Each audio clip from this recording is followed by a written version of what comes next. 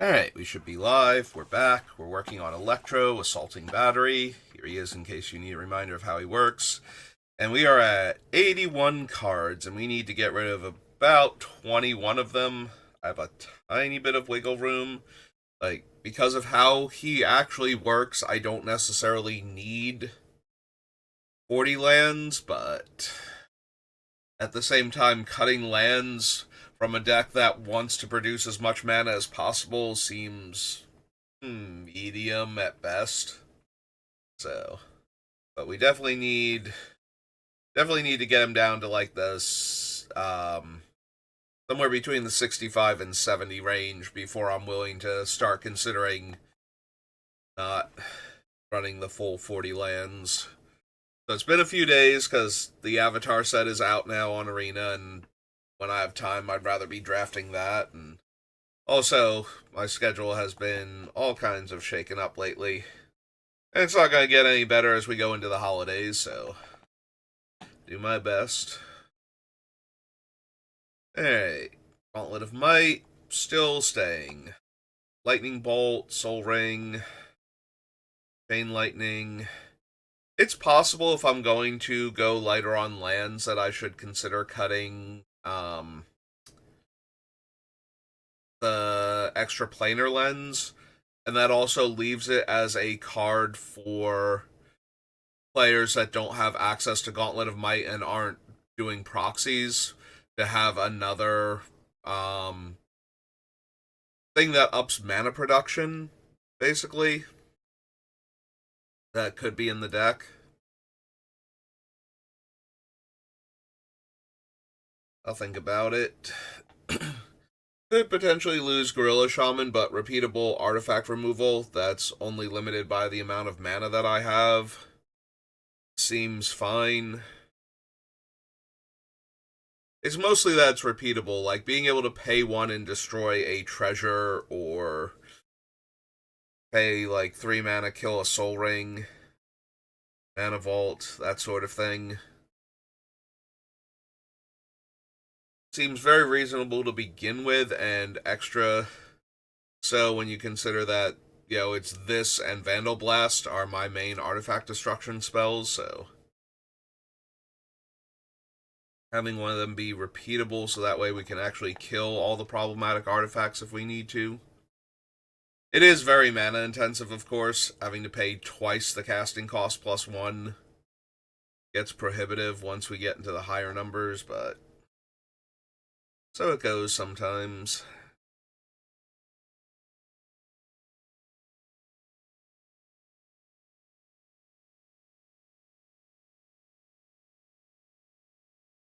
I do want to keep the Ruby Medallion, Price of Progress, Fault Line. We've got a bunch of the other mana rocks, but Ruby Medallion is just too good at what it does, since every mana not spent on a spell is another floating mana for the commander.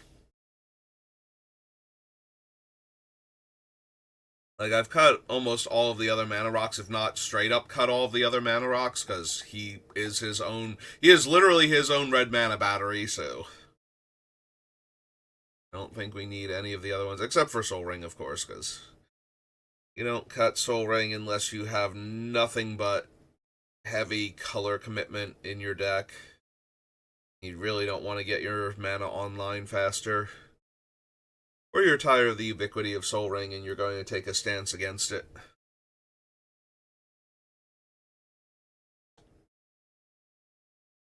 Or you have so much artifact hate. I think I actually cut it from one of my decks during one of these deck building sessions because I had so much artifact hate that it would not live long enough to be worth putting in the deck. It was a lot closer to a double colorless Lotus Petal than an actual functioning source of mana.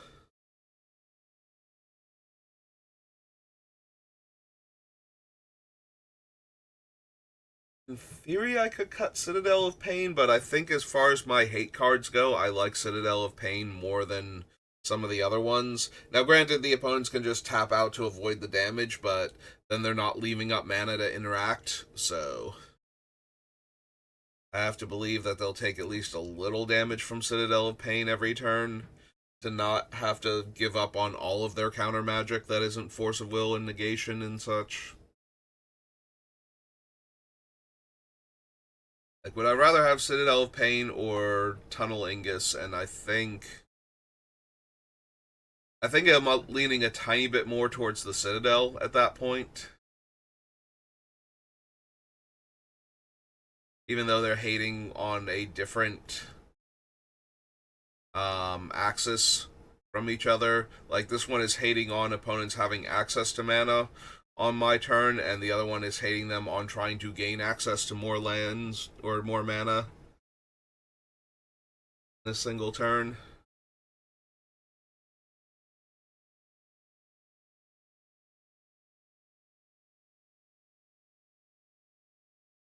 Resurrection is just too good.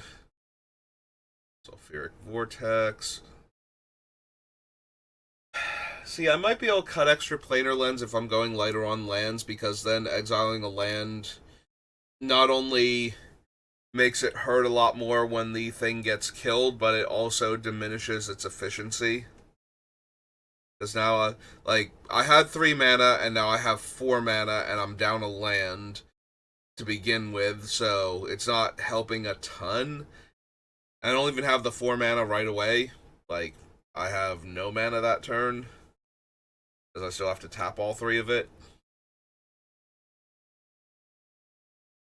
But assuming I get to untap, then I'm at 4 mana, and I have to find my land to get to 6. So, assuming I find my land, I'm now up 1 mana from where I should be. Or, I'm sorry, up 2 mana from where I should be, because now I'm at 6 over 4.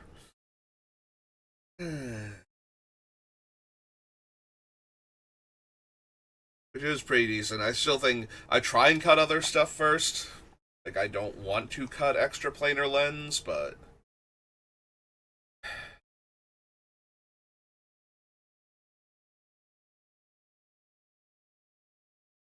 alright, you know me. You know how much I love Sensei's Divining Top.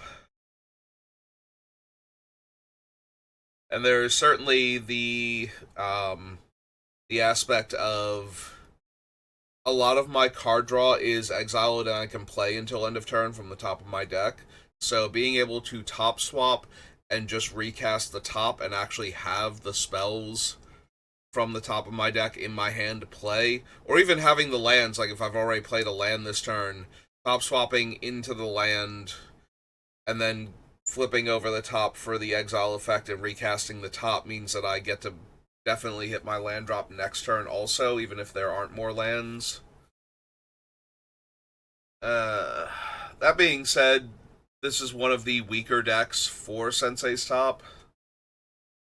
I still have a bunch of fetches, and I still have top. Although, if I lost top, I could probably lose the fetches also, since the deck is monocolored, and the only non-basic mountain I can fetch here is the Dwarf Mine, and I might not even want it.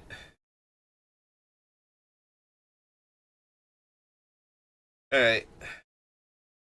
Let's add Sensei's Divining Top to the list of things I'm seriously considering cutting. Rate of Fire, Gauntlet of Power.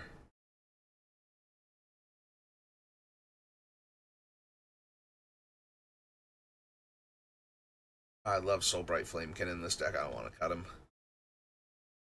Done such a good job. Flame Javelin, Jaws of Stone.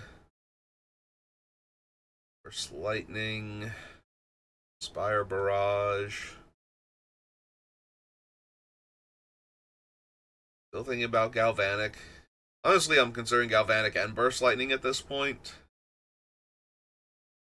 We have more mana efficient removal as far as creatures go in things like Flame Slash, and we have more efficient Face Burn, and I am desperate for cuts. Yeah, I think we can lose Burst Lightning and possibly Galvanic also. I do have enough artifacts technically for Galvanic Blast, but but is that enough to merit keeping Galvanic on the list?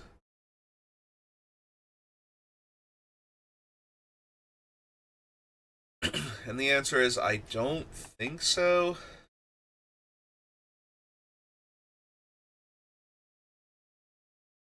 Not by itself, anyway.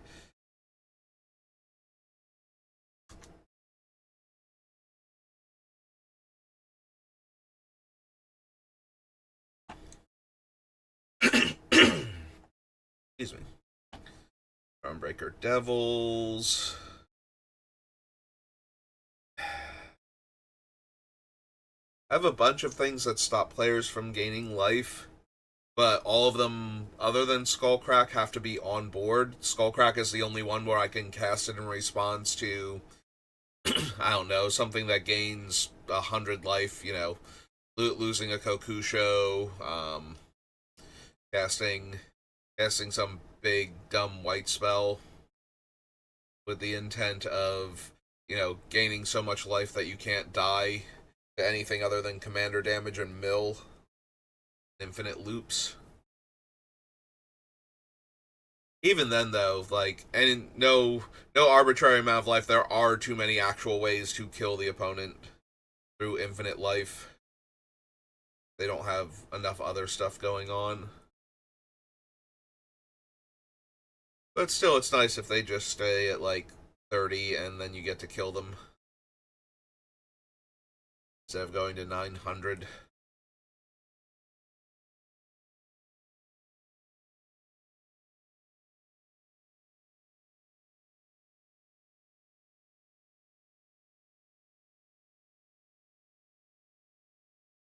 I do wish Skullcrack was all opponents. If it was all opponents, then I wouldn't even be considering cutting it at this point. It's the fact that it is 3 damage to an opponent while doing that. Like Fnatic, we have a bunch of red pips in a lot of our enchantments, especially. Like City on Fire, Emancipation, and Count on Luck. All add a lot of damage to this thing.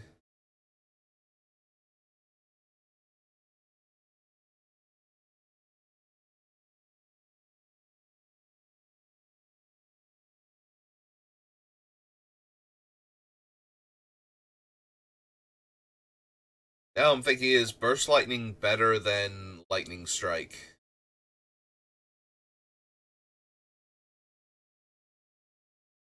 Like, I initially cut the Burst Lightning over Lightning Strike because it's going to be, it's 1 mana for 2 damage and 5 mana for 4 damage.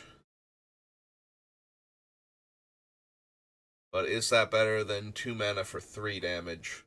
The grand scheme of things. Because being able to deal that extra point of damage can matter an awful lot when you need to kill, like, a 3/4 flying lifelink angel versus having something that is more mana efficient to deal the 3 damage. Like, spending less than half as much mana to deal 3/4 of the damage. Be a lot easier on the mana. Leave more mana left over for our commander's trigger.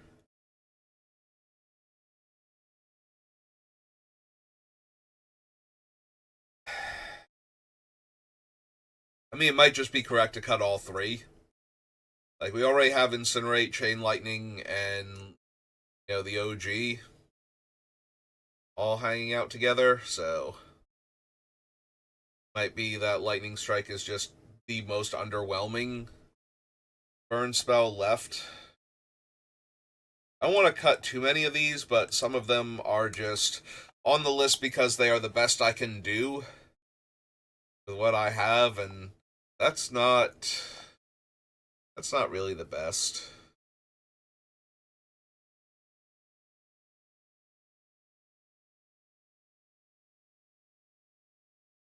We want to keep Torbran. I want to keep Nyx Lotus, and I'm going to, but there is an argument to be made for cutting it. I'm keeping it for right now, though, because we can definitely get the mana up there.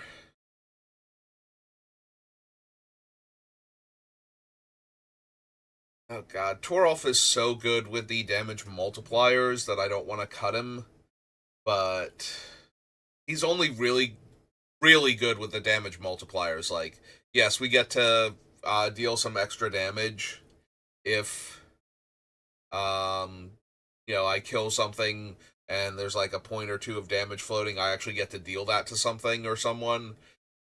But it's where I triple the damage. My lightning strike now deals 9 damage to your guy instead of 3, which means it overkills him by a bunch, and then I get to deal that bunch times 3 to another thing, and so on. You can chain together and just kill an opponent at that point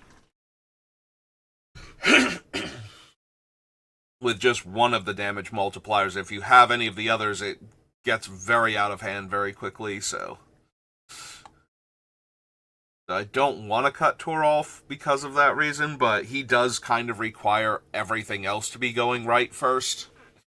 Like, if I have a damage multiplier in play, do I really need Torolf to go off, or can I just, dome my opponent for 9 and be done with it?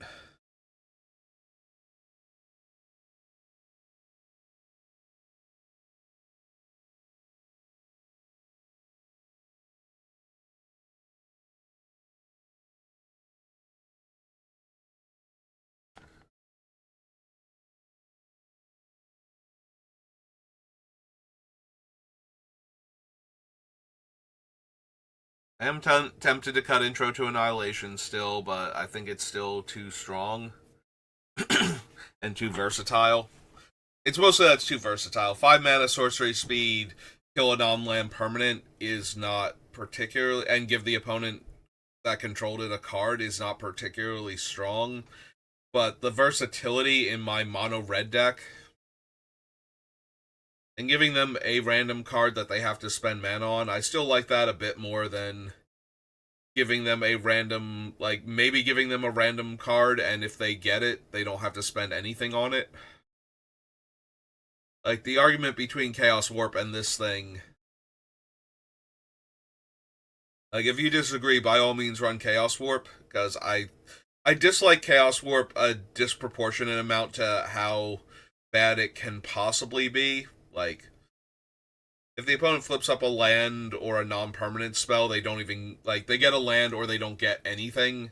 So Chaos Warp is very strong in that regard, and it gets rid of the thing that you wanted to, literally 99% of the time. Like, it's 1 in 100, roughly. Like, obviously they've drawn cards and played lands, so it's a little more likely than that, but it's basically 1 in 100 that their card even comes back. And then there's the, well, like, what else could they have possibly hit that's worse than this? So maybe my threat evaluation with what I'm supposed to kill with Chaos Warp is a little off. It's not a removal spell you just fire off because the one card's making you a little uncomfortable in the game, and you'd like it off the board so that you can feel safer. It's more of a, no, you save this one until that thing absolutely must die. But at the same time, with a card like Arcane Bombardment in the deck, I would rather give them a card, that they have to spend mana on if I'm going to do that repeatedly, especially, then keep shuffling things back in and let them hit a random card to replace it.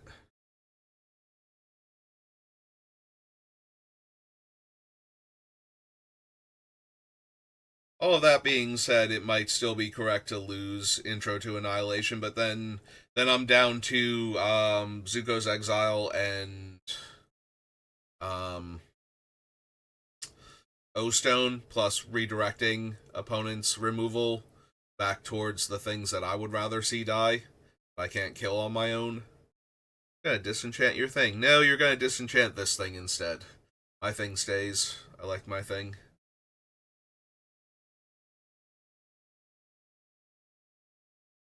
It'd still be Face Breaker. I've gotten rid of a bunch of the treasure producers, but not all of them. But maybe Face Breaker isn't good enough anymore.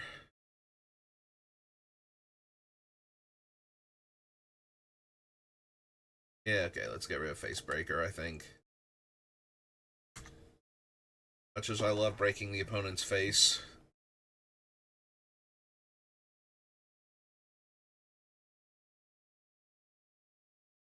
Yeah, I'm hard pressed to cut Chandra Hope's Beacon still. Inscription is fine.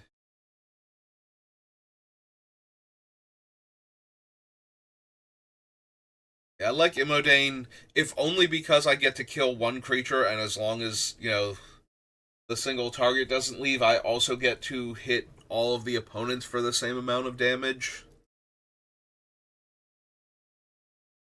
Very similar to Torolf in that it's like, or I could just point it at their face, but sometimes I can't. Sometimes it's Flame Slash, and if I get to Flame Slash something and effectively Flame Rift the opposing side of the table without having to take the form myself.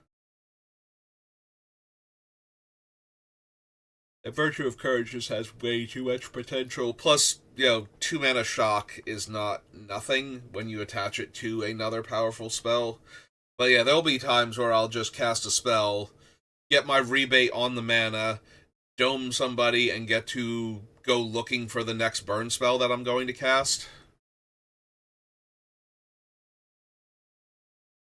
And the fact that it is non-combat damage, not necessarily damage from instants and sorceries, means that if I have Fiery Inscription, Immodane, Torolf, I might just get to literally exile my entire deck and be able to cast it in a single turn. So I think Virtue absolutely has to stay.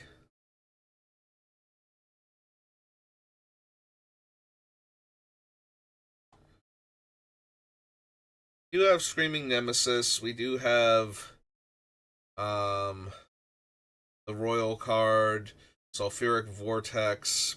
Maybe I can lose the Skullcrack.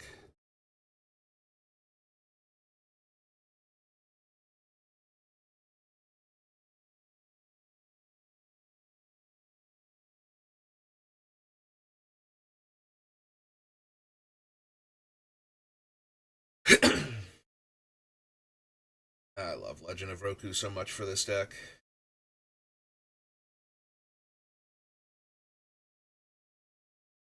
Avatar Roku is silly.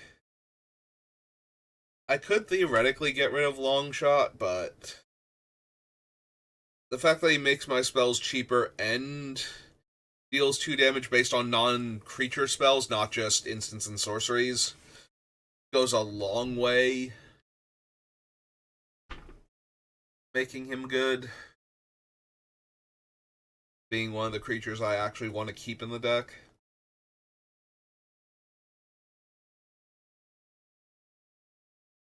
Not want to cut Goggles. Definitely not cutting Awakened Inferno.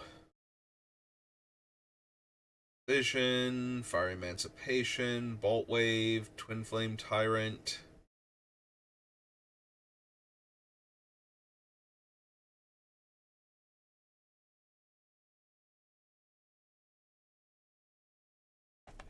Keep Fury. Do want to keep Ragavan. Like, Ragavan in the opening hand is just way too good.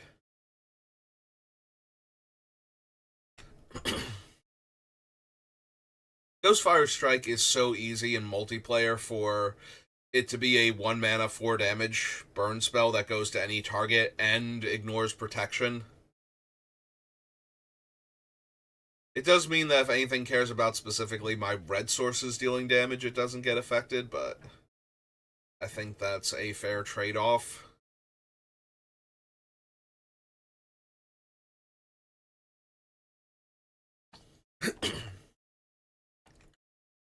Sent into Avernus. It's 2 damage, then 4 damage, then 6 damage. It does give everybody a ton of extra mana to work with, but it's basically just speeding up everything. Like, okay, you are dying much faster and you are generating more mana much faster. Can you win before it kills you? Plus, it's giving me all this extra mana too. So, in fact, I get to use the mana first if I really want to.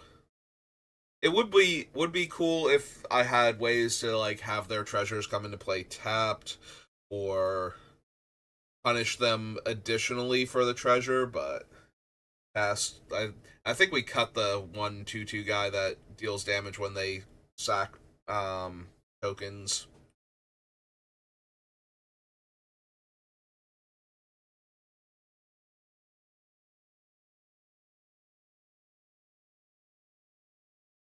I'm debating if I want to cut Descent just because it it does give the opponents a huge mana bump also. So it makes combo decks a lot more dangerous. It does give the decks that would counter the combo decks though a little more mana to work with also at the same time too, so it makes it a lot more possible for them to be holding up mana. But I'm really counting on everybody fighting amongst themselves with that in order for Avernus to actually work, because if I become the target, they have to get rid of me quickly or Avernus is going to kill them. And then on top of that, I'm giving them all this extra mana to work with in addition to all this incentive to actually work together to kill me before Avernus actually kills the entire table.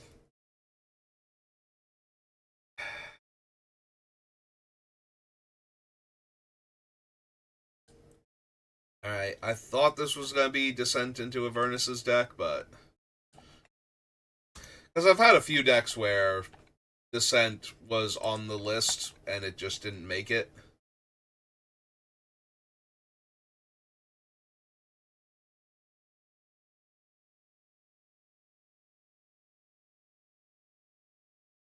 Still considering cutting Disrupt Decorum.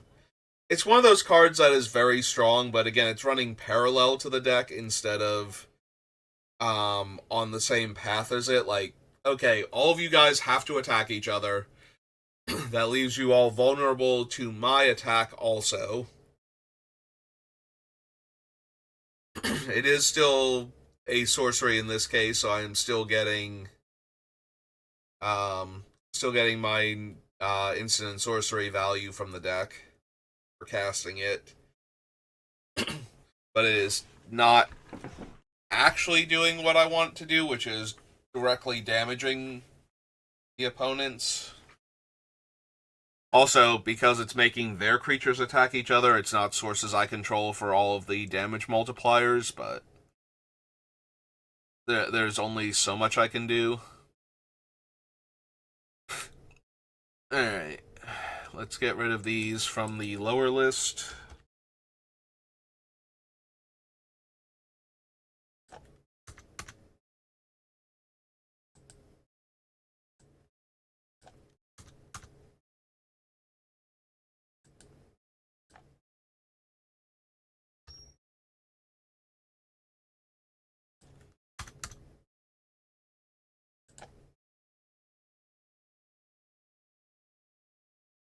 Mm.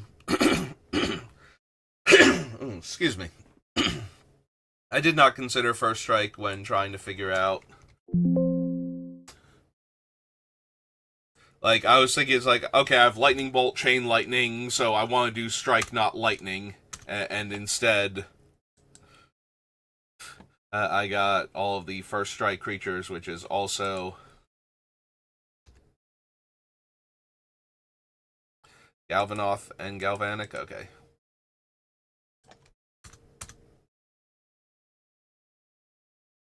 And Burst Lightning. Okay.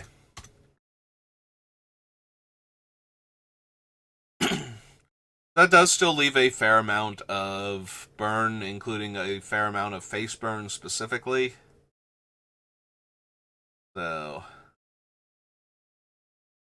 I knew I would have to lose some stuff off of that list. Alright, 1, 2, 3, 4, 5. Brings us down to 76. So if I can get 6 more cuts off of the list, then it becomes, well, what else do I need to remove, before I feel like, okay, the deck is actually functional still.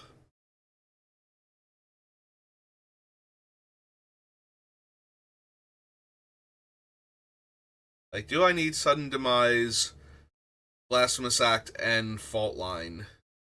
Because they're all doing slightly different things, but they're all kind of in the same vein. Like, Fault Line is obviously the most of outlier of them, because the other two are only killing creatures by themselves.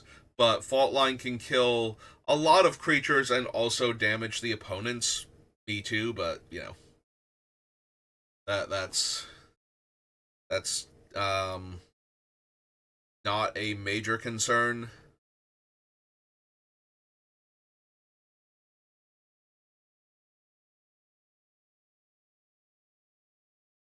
Like, Fault Line is literally straddling between Blasphemous Act, Sudden Demise on the one side, and Crackle with Power on the other.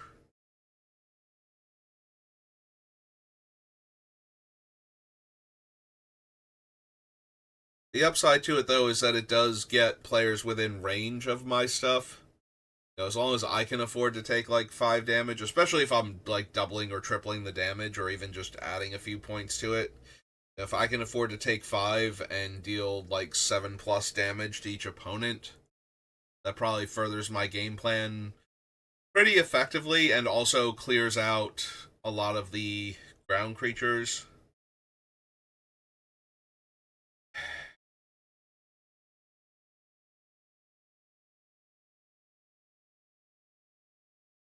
I think the biggest downside to that, though, might be that I only have like 2 or 3 flyers left with my commander. It's like my commander, the one commander set dragon that deals damage when I cast an instant or sorcery. Yeah, I don't remember a lot of my creatures flying anymore because I cut a bunch of the dragons, so maybe Fault Line isn't good enough.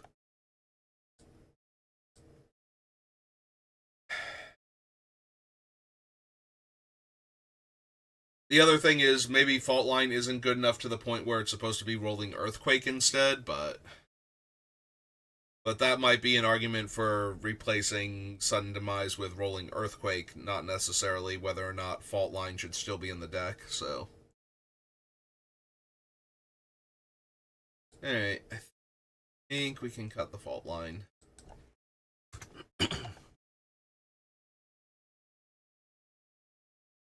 Yeah, it's possible that I should replace Sudden Demise with Rolling Earthquake at that point. So that way I can just deal damage to everybody and everything. The downside, of course, is that I will be spending a ton of mana to deal all that damage and killing my commander in the process. Which means I will have significantly less mana. Like, that is the benefit to something like Fault Line, where I don't lose Electro to it, so I can build my mana back up before he leaves.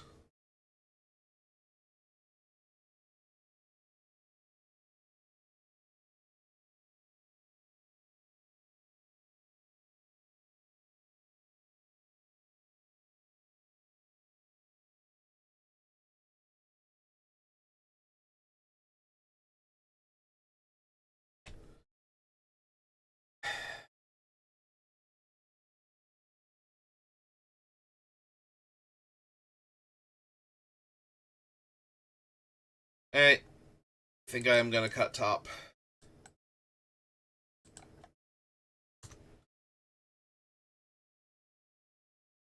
This is the least I need top in my deck thing that I've ever built.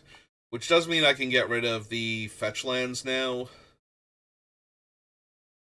Because that is the only thing they were still doing in the deck, I'm pretty sure. Other than giving me a way to fetch if, something gets put on the bottom of my deck by an opponent, but That seems like they also do function as ways to filter lands out of my deck. So to hit my land drops, but then not have extra lands in the deck. But if I'm thinking about going to like 65 land, or not 65, like 65 spells and 35 land, grabbing lands out of my deck is actually kind of detrimental at that point because it's decreasing the number of lands I can draw when the deck is already a little land light.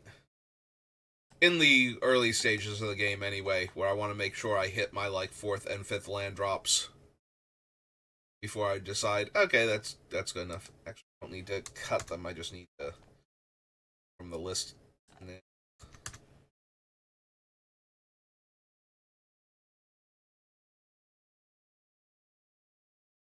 They're not actually counting towards the spell count, so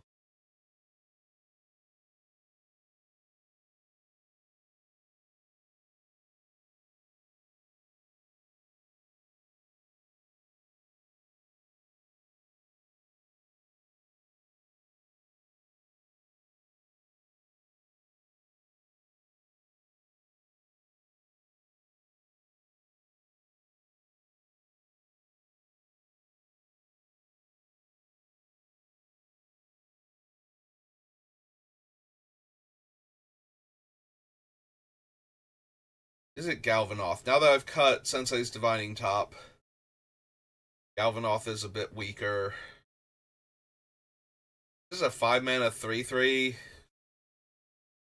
Now, granted, I can get some free spells, but between the X spells I don't want to cast, not necessarily wanting to flip up something like Blasphemous Act, not having top to control what I'm looking at anymore, make sure that if there is a spell on top, it's one of the ones I want to cast front like for free from the top of my deck. Like this is helping me.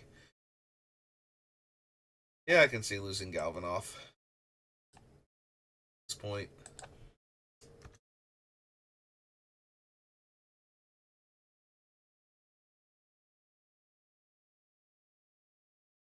Keep the Charm Breakers. Vandal Blast is fine. I can lose Skullcrack, but I don't think I'm going to. Not yet, anyway. Bogus stays. Heb definitely stays.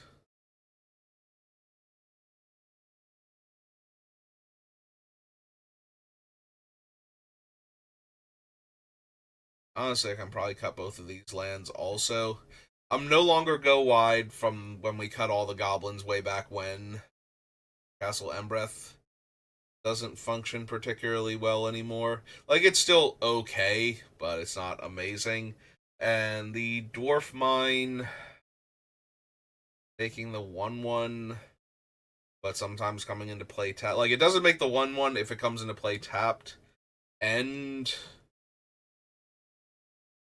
I won't have fetch lands for it, so I can't just go grab it if I suddenly need a 1/1 creature in play. I think I can actually lose both of these off of this section.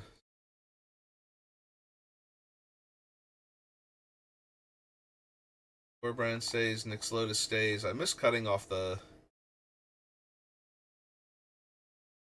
Zendikar ones. Yep, there we go.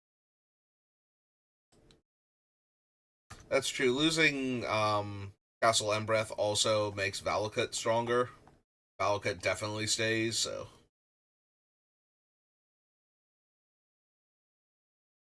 Skullcrack, Fanatic, Torbrand, there we go. Want Roiling Vortex. Want Torolf. Though it's possible we might be able to cut him for all the reasons I listed before. Pyrexia, Sulfim.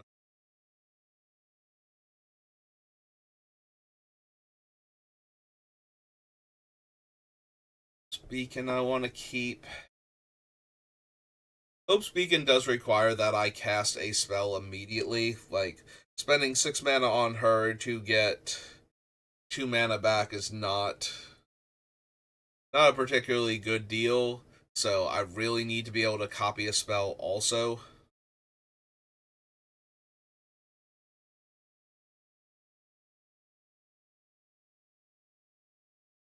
Or assuming that I have tons of leftover mana, I can exile my top 5.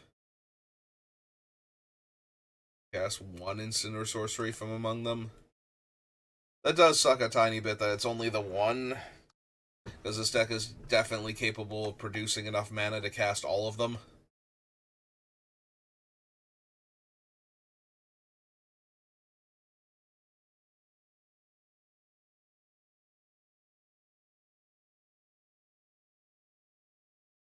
Got Sunspire Lynx, Razorkin, Boy stays, Count on Luck stays. 5 is too good. I think Limblum stays. There is also the argument for the non-basic lands that I'm keeping that things like Extra Planar Lens get worse because I can't exile them for the Extra Planar Lens because they're not mountains and they won't affect anything else, and they are unaffected by Extra Planar Lens. They're unaffected by Extra Planar Lens and Gauntlet of Power, or one of the gauntlets.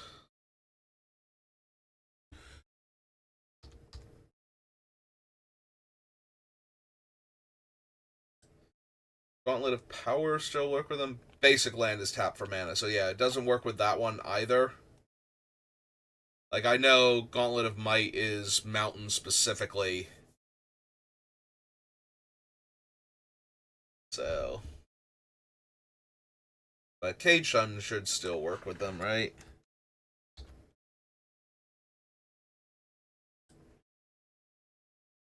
Yeah, whenever a land's ability causes you to add 1 or more mana of the chosen color, so.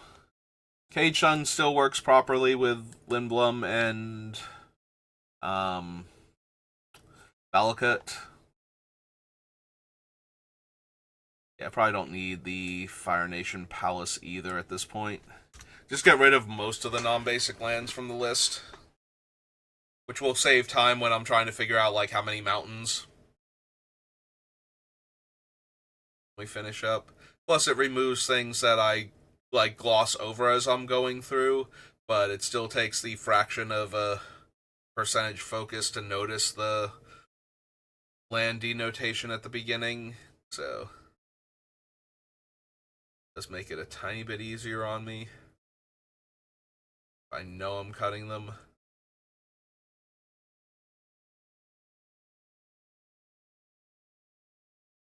I really want Roku, like both versions of Roku in this deck. The one is whenever any player attacks, I get 6 red mana, regardless of what's attacking and who and why. That is so good. And the legend is just like the front face is all upside for me, and then the back face is a place to sink mana where if things are going well, they just keep going well, because if I can sink the mana into making the dragon and the dragon lives long enough to at least attack, I'm getting mana back, and if it lives long enough to attack like multiple times and for more dragons to get made, then it spirals very quickly. It's one of those, if I'm winning this game, I'm going to win a lot faster and cut off a lot of time from other players to find an out. And if I'm not going to win the game with this, it's probably still a must kill, distracted players from other things that were going on type card. So, and I got a ton of value off of the front face just from getting the extra cards, probably.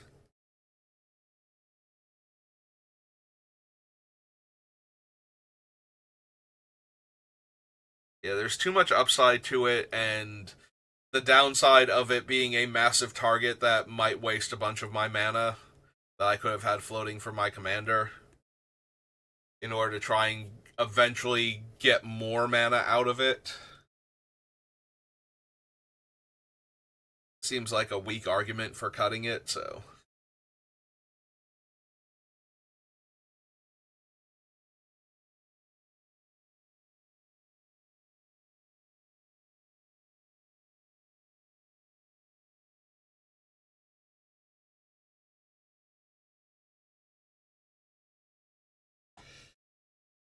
Vision, Fire Emancipation, Tyrant, Wave. I kind of want to keep.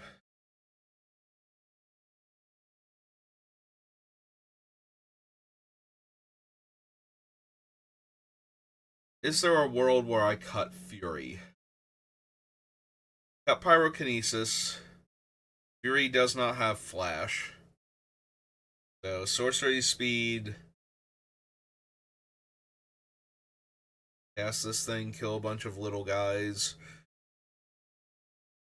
Which is basically all Fury can do is kill little guys. I think he can maybe deal damage to the opponent, or to Planeswalkers rather, but not to the opponents. What is Fury? Oop, not Fury. Fury.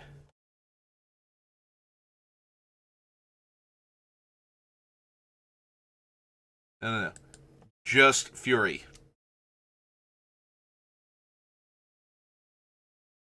No, not. Just find me Fury. There we go.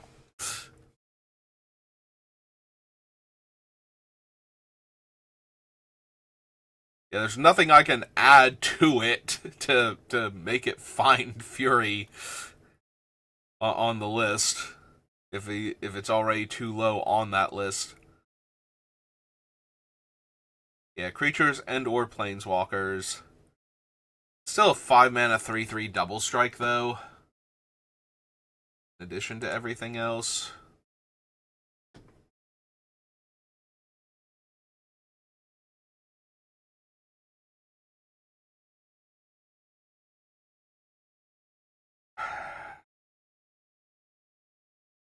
Like, I don't want to cut it. It still seems really good. Just in general.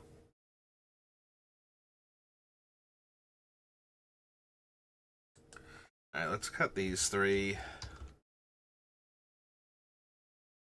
Fault line off the lower list. Brings us down to 73. We are also getting close to time.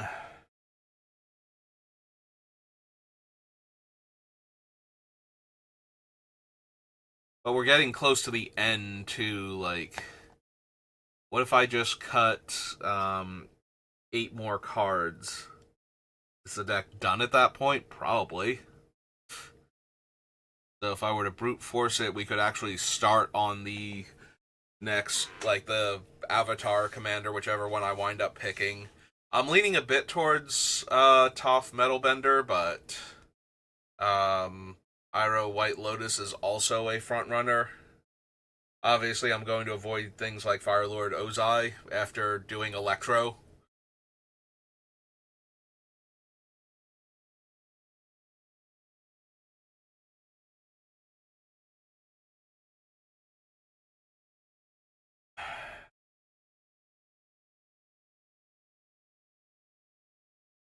Cutting 8 more cards is an awful lot, though. That is usually like an entire session for me, is cutting 10 cards. That's kind of where we're at. Like, I think I've cut 9 cards or something already. So.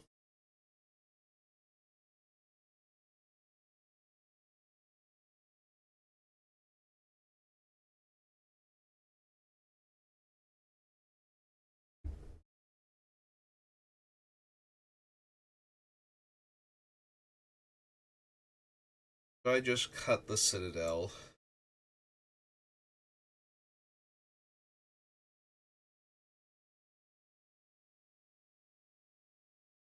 Maybe.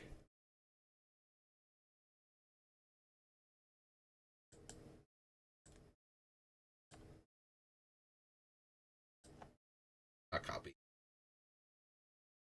Backspace now. Like, I do like it, but my other things are doing the job, but better.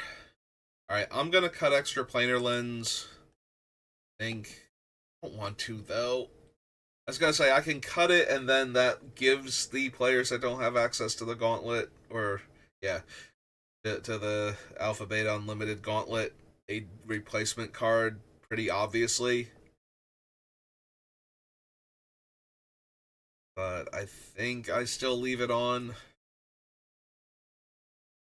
It's just so good if it gets to exile a mountain and just sit there.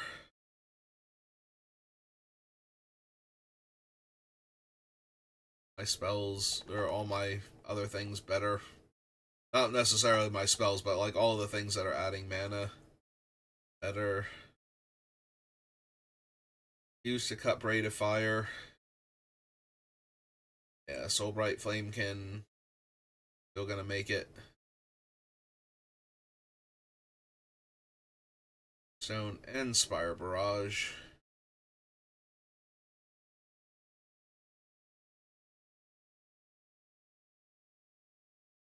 Flame Slash.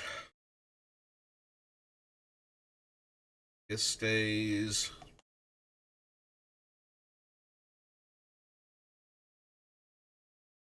Feast and Famine, Cage Sun, Blasphemous Act. You want to keep the Charm Breakers. Ball Crack. Bogus.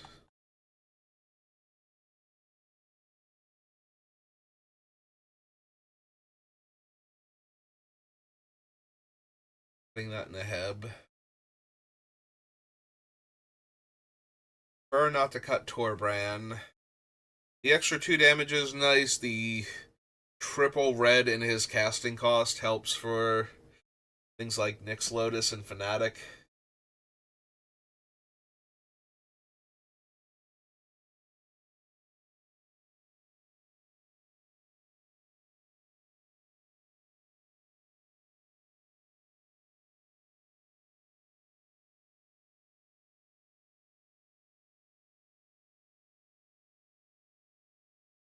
Vortex. I don't think I cut Rolling Vortex. I have to cut like Skullcrack before then. I don't think Shatter Skull is going. I think Shatter Skull and Pinnacle Monk are too useful as modal double face cards that are taking up land slots.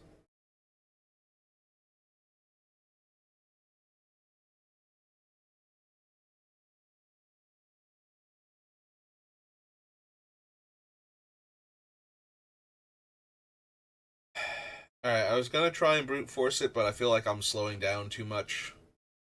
So I think we call it here for right now. We stop at 72. Next session should be the last one, and then we start working on whichever avatar deck I finally decide to make. I have to go over all the commanders, like check all the ones from the Jumpstart product also before I decide exactly which one I want to do. But yeah, I think we call it there for right now. So thank you for watching, and I will see you next time. Have a good rest of your day.